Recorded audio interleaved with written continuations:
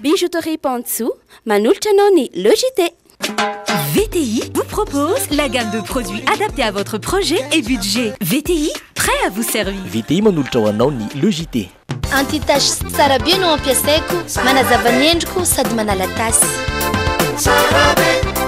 Tsara be manolotra ho anao ny Logité. Yokany fahombiazana miaraka amin'ny Castel. Castel manolotra ho anao ny Logité. Efa azonao tsy fahina amin'ny endriny 10 centilitatra.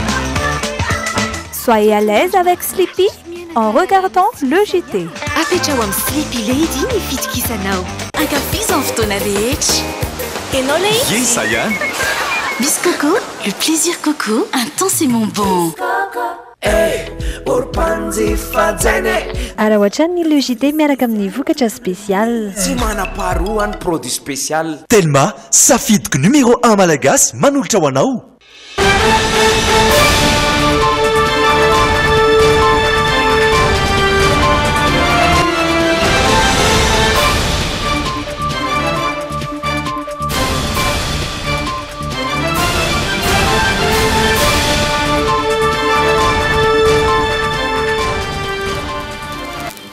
Talata 7 amby roapolo ny volana May azafady tonga soa indray tao anatin'ny fotoana ny fampalalam-baovao reto ny lohateny. Milaza ireo solombavambahoaka voaentsika ho nivadika palitao fa tsy matahotra ny fanonganana izy ireo. Niverina nanankorotana teo anivy ministeran'ny fanabeazam-pirenena indray androany ireo mpitokony. Nandiso ny vaovao miely amin'izao fotoana milaza ny tsy fampinisoloka eto Madagasikara ny OMH. Vaovao ny trangam-piarahamonina nilaza ny torany Maurice Tiavonany ny fianakavian'ilay mpamily azy izay nisy namono tao an-trano ny 17 ny volana May lasa teo. Any ivelany no raisin'ny filoha frantsay Emmanuel Macron tao Élysée omaly Mamadou Gassama ilay teratany maliana nanavitra zazakely ny ato teo amin'ny lavarangana. Merabatoko klasy tokovavy tonga soto anatin'ny Logité amin'izao alina izao. Miaraka amin'ny gotliptsika ao anatin'ny tapany faharoa ijery zanam-pandarana teny anglisy ihany koa.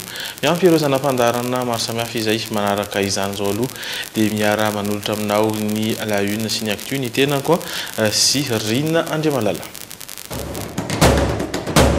Vibrez au rythme des couleurs Orlac. Trouvez Orlac partout à Madagascar. Ny lokon'ny vaovao miaraka amin'ny Orlac.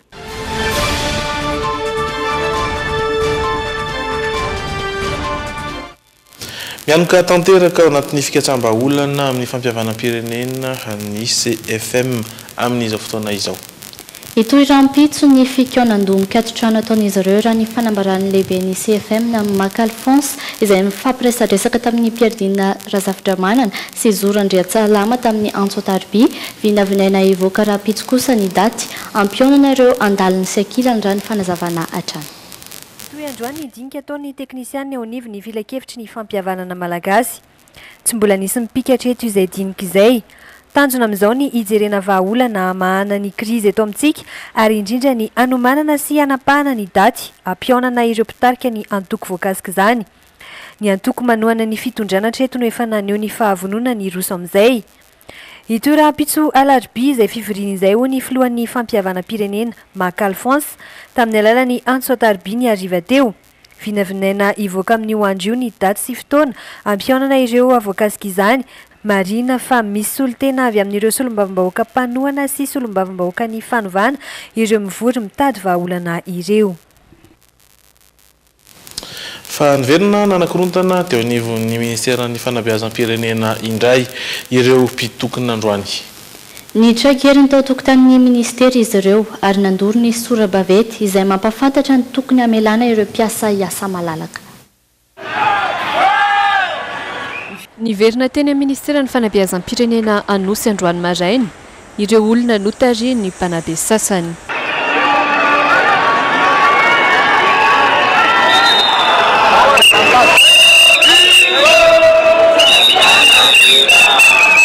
Efa nisy fifanekena iresaka ampilaminana teo amin'ireo talesy sy tompona andraikitra teto anivon'ny ministera saingy tsy nanaiky ireo olona mpitokona fanangataka ny hiditra tao an-tokotany.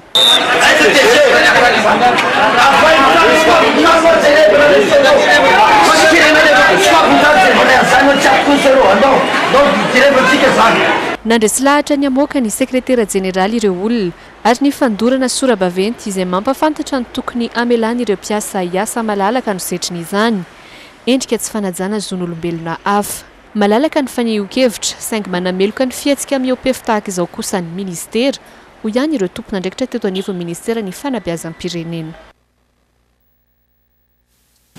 Marino amin'ireo andindalana momba ny zon'olombelona no tsy voaja hoy ny CNIDH na ny voamiram-pirenena mahaleo tena misahana ny zon'olombelona. Tsikatra izany amin'ny sehatra samihafa toy ny fanaovana fihetsiketsena eto amintsika ho iatrany izy ireo androany nanao tatra mikasika izay indrindra ny CNIDH da ohatra na atao anatin'ity fanadihadiana atao ny Pierre Razafindramanana sy Zorandriatsalama ity ny mikasika izay. Ny tokony ananjany tsirairay ny zomaolana ny CNIDH na ny voamiram-pirenena mahaleo tena misahana ny zon'olombelona. Hita taratra eto amin'ny firenena mantsy ny tsy fananjana izany hoy ny filohan'izy ireo. Noresin'izy ireo ohatra ny zava-misy eto amin'ny firenena nanambara ny lehibe ny CNIDH fa tsy tokony anelingelina ny hafa ny fihetsiketsehana eny amin'ny 13 Mey. Hita taratra tamin'ny ireny fotoan'ireny mantsy fa nanampisa azy ireo ny mpianatra sasany toraka izany ihany koa ny fakanan-keriny ireo mpiasa-panjakana samihafa izy ireo izay mananjo hianatra sy asa.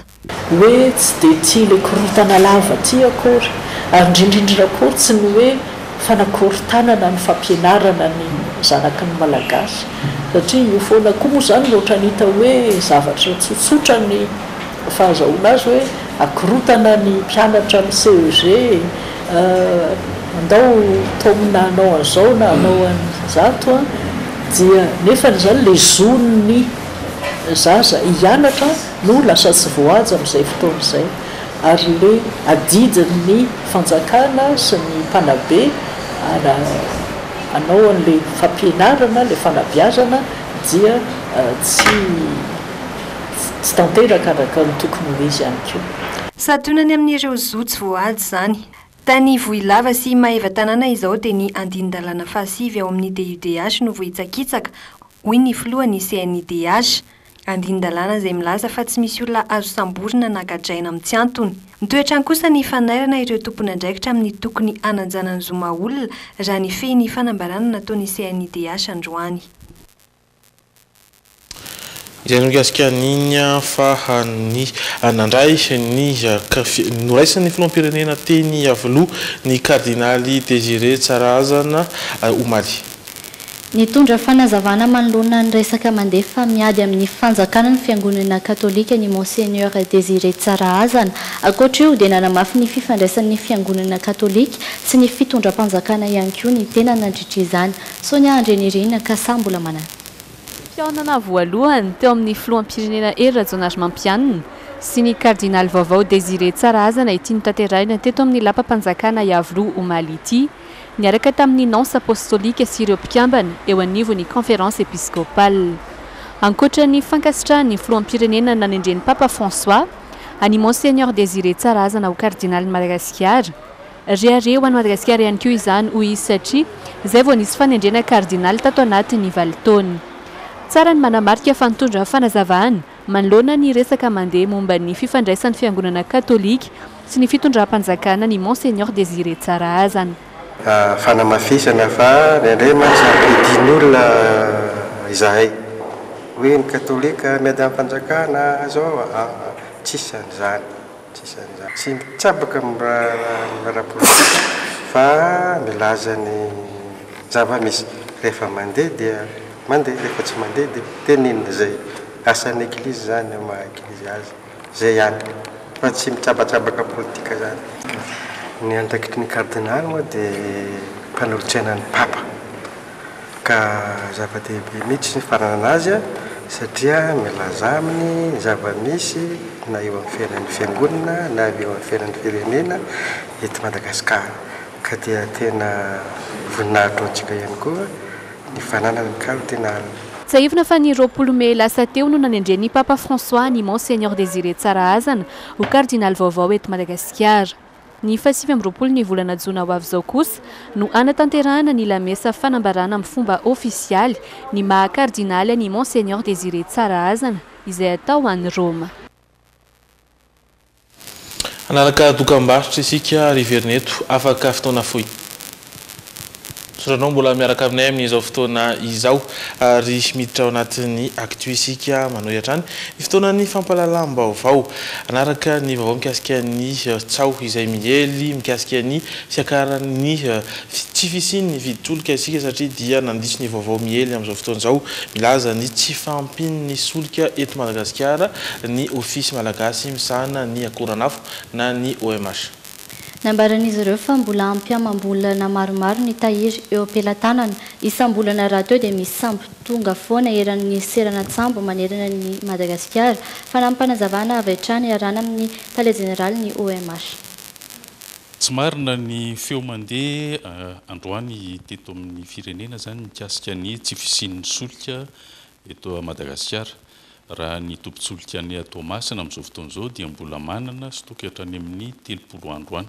Ka noho izany dia te ilaza amin'ireo mpanjifa maneran'ny Madagasikara fa mbola misy ary mbola ho avy ny sambo manaraka izay mbola hitondra solika ihany koa amin'ny volana juin iny. Ka manamafy eto zany fa misy ary tena misy ny solika manerana Madagasikara.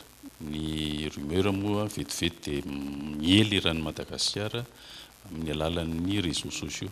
Izay no tianay eto amin'ny OMH zany manamafy fa misy ny stokna solika ary mbola maharitra antsika andro maromaro. Fa manampy izay feo sy tsao miely izay ihany koa ny filazana fa hitokona isy ny fitokonana lehibe ho ataon'ny ireo mpitatitra manomboka raha-pitso manamafy ary mandiso izany vaovao izany ihany koa ny eo anivon'ny mpitatitra izay avoavy ny fampiresaka tamin'ny tale jeneraly misahana ny fandriampahalemana eny an-dalana eo anivon'ny gendarmerie-pirenena na ny direction générale de la sécurité routière. Noho izany misy ny solika tsy hitokona ireo mpitatitra. Anohy ny fotoana isika rihoany amin'ny faritry vakina karatra indray. Nanokana herinandro ho an'ny fanabeazana olom-pirenena izay tanterahana any Antsirabe nanomboka omaly ny ministeran'ny fanabeazam-pirenena. Izany dia ho fanarenana ny fitondrantenan'ireo mpianatra. Isy ny hetsika maro mifanadrify amin'izany ary ihany koa fametrahana fitsipim-pitondrantena ho an'ireo mpianatra isaky ny faritra eto Madagasikara. Zora Benandrasana.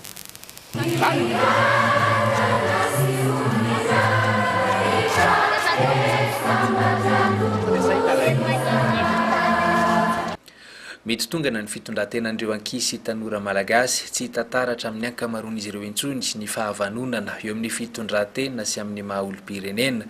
Izany indrindra no nahatonga ny ministeran'ny fanabeazam-pirenena nanokana herinandro ho an'ny fanabeazana olom-pirenena vanona izay mitanterahana teto Antsirabe nanomboka androany ao anatin'ny lohahevitra olom-pirenena maneho hevitra arahanasa ho fampandrosoana ny faritra misy azy. Reny famonoana mpampianatra izay taranjan-tsekoly ny antomboany dia miafara ny amin'ny famonoana mpampianatra na ny ankizy araka ny tenenareo teo dia efa somary mitotombana ny fitondrantena dia izay mihitsy ny anton'ity hetsika ity zany mba hoe anairana indray ny sain'ny olona tsirairay avy fa misy fitondrantena izay tokony ananan'ny olom-pirenena tsirairay avy ary io fitondrantena io dia ezahanay vetesina mandritra n'ity herinandro ity.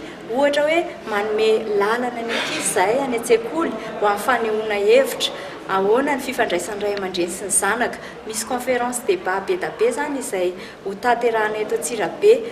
Napetraka ihany koa ny fitsipim-pitondrantena tsara ifanarahana any an-tsekoly ho an'ny faritra ho an'ireo sokajim-pibeazana ambaratonga fototra faharoa ary lycée ho famerenana izay fitondrantena vanona izay. Fiarahamonina an-tsekoly mirindra ary izay mpianatra ho tonga olombanona sy mahay mandray andraikitra. Mba hatrana ioviana izay napetraka io dia ezaka izay hanampy ny hafa ifanaja, ifankaty ary ifanampy izahay. Efa manantsika any am-pianarana règlement intérieur fa ireny règlement intérieur ireny dia milatsaka fa ity fitsipim-pitondrantena tsara ifanarahana ity dia izy ankizy samy mpianatra ao mihitsy no nandrafitra ny zavatra rehetra ao aminy misy vinatra trariny dia mba hanatratrarina an'izay vina izay dia narafitrany ny fitsipika tsirairay avy ary ny tanjony dia mba hisy fiarahamonina mirindra ao am-pianarana. Tsy hiova zato isan-jato aloha ny fitondrantenan'ireo ankizy ireo fa mba mamela zavatra kosa zany ahatsiarovany tena hoe izao nge no fitondran-tena tokony ananana amin'ny maha-mpianatra amin'ny maha-olo-pirenena. Efa misy moa ny fanabeazana olo-pirenena vanina na ny éducation civique any amin'ny ambaratonga fototra hamafisin'izany ary ampidirina eny anivon'ny fampianarana ambaratonga faharoa sy ny lycée raha ny fanazavana ity tompona ndraikitra eo anivon'ny ministera ity pakaiza tafiditra ao anatin'ny drafim-panarenana ny fanabeazana. Fa misy ny vaovao izay voaray avy tamin'ny fikambanana FAF5. Nanolotra sakafo ara-pahasalamana sy mofomamy ho an'ireo zokiolona sahirana misy 700 eo teny Manjakaray tamin'ny alahady teo ny solombavam-bahoaka ny Evra Oldina sy voafidy tamin'ny Mapara sy ny vadany Ramatoa Antony Alara Oldina filohan'ny sampana sosialy fanantenana FAF5. Amin'izao fankalazana ny fetin'ireny taona 2024 izao dia tsy nanadin'ireo zokiolona sahirana misy 700 eo ny solombavam-bahoaka ny Evra Oldina voafidy tamin'ny anaran'ny Mapara sy ny vadany Ramatoa Antony Alara Oldina filohan'ny sampana sosialy fanantenana FAF5 fa niarana ankalaza ny fetin'ireny tamin'ny fanolorana sy fanapahana mofomamy ary fizarana sakafo ara-pahasalamana ho azy ireo. Isa-taona mantsy dia miara-mankalaza izany fetin'ireny izany hatrany ny solombavam-bahoaka ny Evra Oldina mivady sy ireo mpiara-miasa aminy nandritra izay 12 taona nisian'ny fikambanana mpanao asa soa FAF5 izay. Nanamafy Ramatoa Antony Alara Oldina fa natao izao mba ho fanampiana sy mba hitovizan'ireo reny sahirana ireo amin'ny reny rehetra indrindra amin'izao fahasahiranana mihoapapana eto amin'ny firenena izao ka noho izany ho sakafo mahavoky sy voninahitra hifanomezana ho an'ireo reny zokiolona ireo. Araky ny fotoana ny fanomezana moa zany dia anio tokoa no ankalazaina ny fetin'ireny eto Manjakaray. Misy Manjakaray 2B, 2D, 2C, misy 700 eo izy ireo reny zokiolona izay toloranay sakafo ara-pahasalamana. Misy loka sy vary mazava ho azy tsy adino koa ny voankazo ny ranom-boankazo ary ny gâteau satria fetin'ireny tokoa zao andro zao.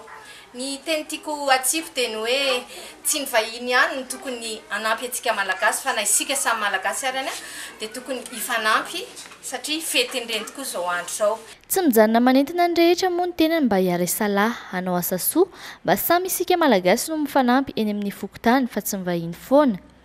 Filamatry ny fikambanana moa ny hoe aza manao kely tsy mba mamindro miaro sy manasoa vahoaka amin'ny alalan'ny kabary arahinasa no ahitana vokatra fa tsy mety ho izy ny mitsipadolaka ny tany no farana tamin'ny irany arana tamin'ireo zokiolona ireo moa ny fety.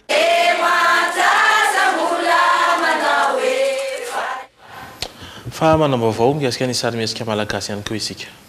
Raha mpitso no hivoaka manerana ny nosy ny DVD Robert sary mihetsika malagasy vokariny Makiprod. Mada film manolotra ho anao sary mihetsika malagasy Robert. Hivoaka manerana nosy manomboka raha mpitso ny DVD original Robert sary mihetsika malagasy vokariny Maki Production niarahana natotosa tamin'ny tovomanana. Tantara mifono anatra sady matsikaiky ihany koa azo jifaina amin'ny vidiny 2 ariary.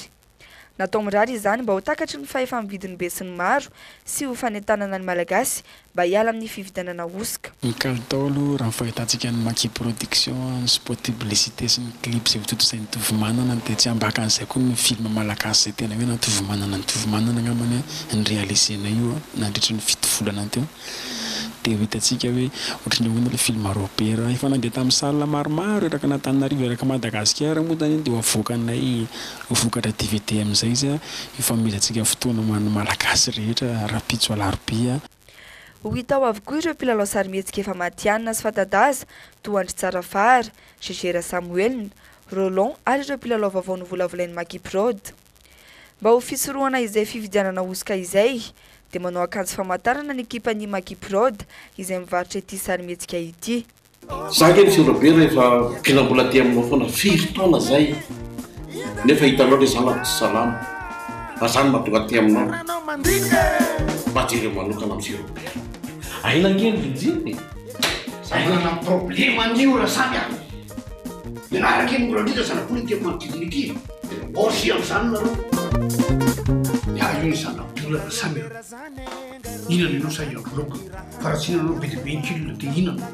Efa eo ampanodinana sahady ny sary mihetsika benjakely anjiny fahatelo ny Makiprod amin'izao ka ho an'ireo maniry ny andray anjara amin'ny filalaovana izany dia anatanteraka fifantenana ny Makiprod ny 7 jona ho avy izao ao amin'ny Somakodis Analakely mitondra sary tapaka sy sary lava iray ary vola 10,000 ariary.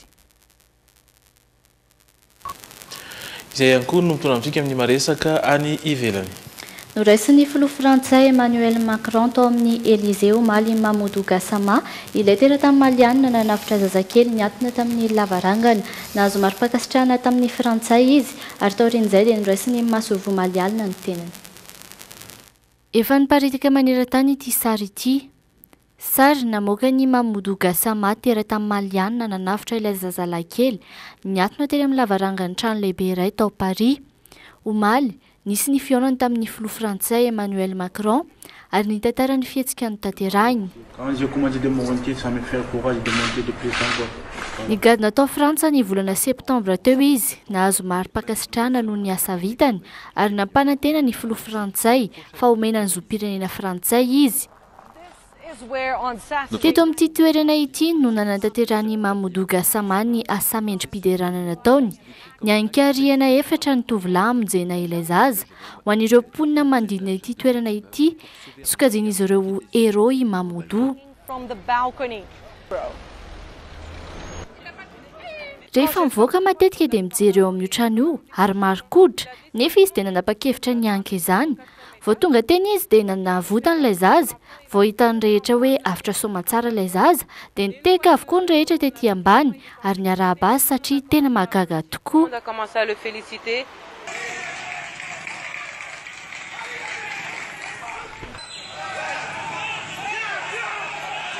Taorian'izay noraisin'ny Masovony Malito Bagnolet ny tenany. Any Belgique indray kosa nitrangana fampiororona tao Liège ny maraina teo. Olona telo no namono ary roa ny naratra. Nisy ihany koa ny fakana takalinaina saingy votsotry ny mpitandro ny filaminana izany. Nisehoana asa fitifirana tao Liège teo amin'ny boulevard d'Avreuil atsinanan'ny Belgique ny maraina teo. Lehilahy iray no nitifitra vararaka ary nahafaty telo. Mpitandro ny filaminana ny roa tamin'ireo. Rehefa avy nitifitra nitsoaka tany amin'ny sekoly iray ilay lehilahy ary naka takalinaina. Fotoana fohy taorian'izay dia tratra mpitandro ny filaminana ihany ilay nanao ny asa ratsy. Ho an'ny fampanoavana federaly sokajian'izy ireo asa fampiororona no nataon'ilay lehilahy. Avy hatrany dia natolotra ny fampanoavana ity farany. Voalaza fa mbola hikatina kosa ilay sekoly nakana takalinaina ho amin'ny Rapitso Alarby. Fa iverina eto an-tanindrazana isika ary izery ny vaovao politika milaza mansa ireo député sy ny solombavambahoaka voaenjika ho nivadika palitao fa tsy matahotra ny fanonganana azy ireo. Amafisin'izy ireo hatrany ihany koa famitana ny maro anisa hatrany ny député 770 ho an'ny androany nakeny amin'ny HCC indray ny solombavambahoaka ny fanovana ary mangataka ny fanonganana ireo député ambaran'izy ireo fa ny findrafindra antoko politika. Andrasana araka izany ny valiten'ny HCC momba izay motion de déchéance ny solombavambahoaka izay. Tetsy Ambohitandray androany ny député ny fanovana nametraka taratasy fangatahana fanonganana ireo solombavambahoaka ambaran'izy ireo fa tsy nanaja ny andininy faharoa amby fitopolo ny lalam-panorenana ka niala tamin'ny antokona alany azy tamin'ny fifidianana solombavambahoaka mandritra ny feptom-piasany. Tsy nomena mazava ny isan'ireo député voakasiky ny fitoriana. Voalaza kosa nefa fa tsy tafiditra ao anatin'ireo notoriana ireo solombavambahoaka maleteny. Isan'ireo voatonontonona ho nivadika palitao ny solombavambahoaka ny Miarinarivo Ravaimanana Guillaume saingy milaza fa tsy matahotra motion de déchéance ny tenany satria laviny ny filazana fa niala tao amin'ny antokona alany azy ity député ity. Zay dia apetrako tsara mihitsy zay. Nesorina fa tsy niala. Ary hatramin'izao dia mbola tsy manana toko mihitsy any akafa. Tsy nisoratra ka raha misy mipirofo mitena zay dia alefaso. Avela ho andeha ny déchéance fa tsy misy mihitsy atahorana zany satria tsisy lalàna mihitsy tsy nandika lalàna mihitsy ny tenako. Zony député ny fanovana no mitory ny kosa ny solombavambahoaka lantany amin'ny distrika ny Petroka raha naneho ny heviny tamin'ny alalan'ny Antsoatarby. Tsy misalasala nefa izy na izany aza ny laza fa tsy miara-dalana amin'ny mpanongam-panjakana. Fa zay zany ady mapara resa mapara fa misy fitsindreo zany tsy misy anay satria izahay tena fandohanana ny tena fa mampianatra safoa mbola sintombe any izy defa fitiavondreo zany defa hoe tsisy koa izy ireo ka tsy mety amin'ny eritreritranay zavatra zay fa za kosa aloha dia fiverina amin'ny andraselina filmafina ma hoe verina any amin'ny zareo apalain miara-mahadepite anazy aho dia tsy mofomofosolo zany hoe miaraka amin'ny zareo a feponanapatraka anareo na metraka an'ino na metraka an'ino zareo a za dia tsy verina miaraka amin'ny zareo zay fananapatraka Isan'ny teraka resabe ankoatr'izay ny momba ilay praiministra maromaritra iraisana izay voizina trano fa avy amin'ny antoko manana solom-bavambahoaka maro anisy ary mitondra ny fomba fijeriny mikasika izany ireo solom-bavambahoaka tafaresaka taminay.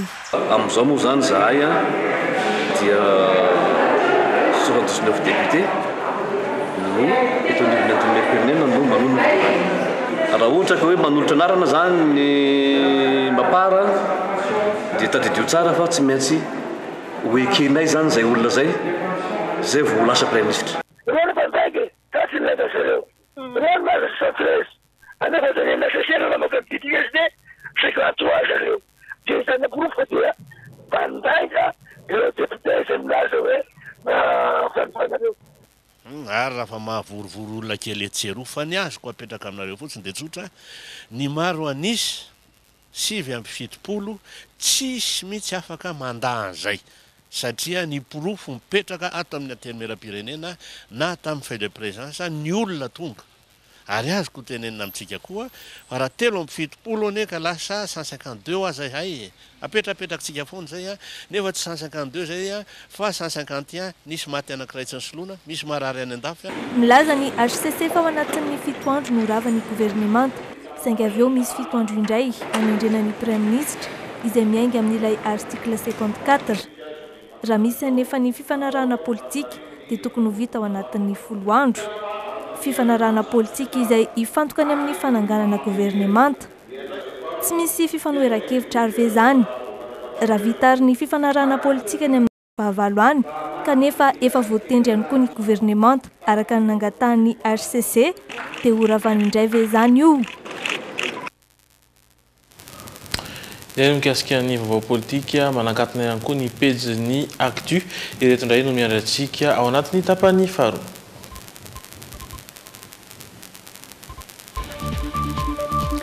Ny fahafantaran'ny olona ny andraikitry ny haute cour de justice no nantaniana ireo olona sendra ny fandraisam-peo ny logité.